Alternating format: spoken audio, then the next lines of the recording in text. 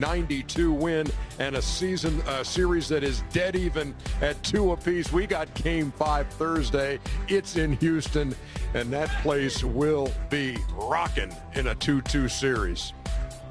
95-92 the finals. Harden scores 30. Chris Paul has 27. I take it this was the kind of James Harden effort. We also talked about that. We talked about both players before the game that we said, what kind of, does James Harden have to have an MVP kind of night? And we said yes before, and now, yes, him and Chris Paul. That's the thing. They have to play great every game. That's the responsibility, the way they're structured. They give the ball to Chris, they give the ball to James, so they have to play well.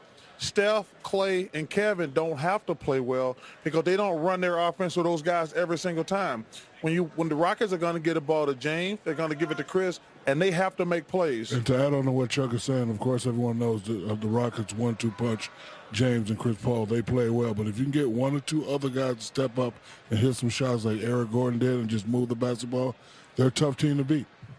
The end of that game, this possession, when we were talking about what are they trying to do, and you see Draymond Green trying to call timeout as that play was going absolutely nowhere. Ernie, I thought the last 3 or 4 minutes they got some of the worst shots you ever see a Warrior teams get. Yeah. Go ahead. I agree. I just think overall, this was one of the games where you say the champ flustered, and not they actually went into an isolation situation, trying to be hero ball. Didn't move the basketball, didn't get other people involved. And I tell my kids all the time, you got to play well with others. Yeah. And so you got to play well with others when you're on a basketball team, and that's how they're constructed. And like you said, Klay Thompson didn't have a great game, and you lose by a shot at the buzzer to win it. So again, like as Charles repeatedly said, you don't have to have all three of your guys playing well, and you still can win. And I was surprised, and I think we all were, the way the shot selection that the Warriors took. A lot of threes taken late when you didn't need a three in that Steph situation. Shot a one-handed running three with guy hanging all over him. You don't often see a 12-point quarter by the Golden State Warriors, but that's what they had in the fourth quarter, and it cost them 95-92. The final. Rockets tied the series. What did Mike D'Antoni have to say? Last possession, the full possession that they had where they took the ball down the floor. What were your thoughts during that possession as you watched your defense try to recover? And what were your thoughts as you saw that Steve was just going to let it play out even though Clay was in big trouble? I'll have to watch the tape. That's way too complicated for me.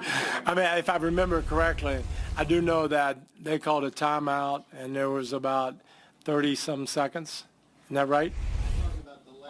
The rebound after James missed where they had about 50. Oh, and they just played out. Just, guys just do what they've been doing the whole quarter. They got into people. And I think that's where Trevor got on Clay really in the corner and locked him down. They have a lot of movement. We switch it. And guys just read it and played as hard as they could, knew that one stop, the game's over, more or less, and came up huge. What were you thinking when Curry put it up at the end? I thought it was after the buzzer, so we'll have to look and see. I'm hoping. All kinds of things. You think, okay, do you foul? But then that as soon as they catch it, they're shooting it. So now it's the three, so you don't want to do that. We're up 2. And then we missed the foul shot. Do we miss that other foul shot? Then they take, but if you miss the whole goal, then they get and you're only down 2. So if you make it, the worst we go to overtime. Just so many things. And I just trusted our guys, and I knew they'd make big plays, and they did. Man, I tell you, the ebbs. Well, he's no LeBron. He can't remember all the things that go on in the game. The ebbs and flows in this game. First quarter, Golden State 28-19. Second quarter, Houston 34-18. Third quarter, Golden State 34-17. Fourth quarter, 25-12 in favor of Houston, and that's when they put it away and even the series. But Ernie, yes, if this is the way these teams are constructed. Yeah, but even this. No. But I'm saying we talk about turnovers and things like that. Either one of these teams can go on a 10, 12-point run very quickly when they get things going, and that's what you saw when Steph hit 3 threes in a row. They had a little 6 to 12-point run. Then when it came down, the Rockets hit 2 or 3 threes in a row. So there's going to be these ebbs and flows. That's why turnovers are important. Shot selection is important. That's one of the reasons we've been critical of the Rockets, waiting until the shot clock is running down. Because if you run the shot clock down and you hit the shot, it's great. But if you don't, it sends the Warriors back the other way. In Golden State's 2 wins, they had a total of 17 turnovers. They had 16 turnovers tonight, and they had 14 assists. That is their season low for a game, and it happened tonight. 1 assist in the fourth quarter.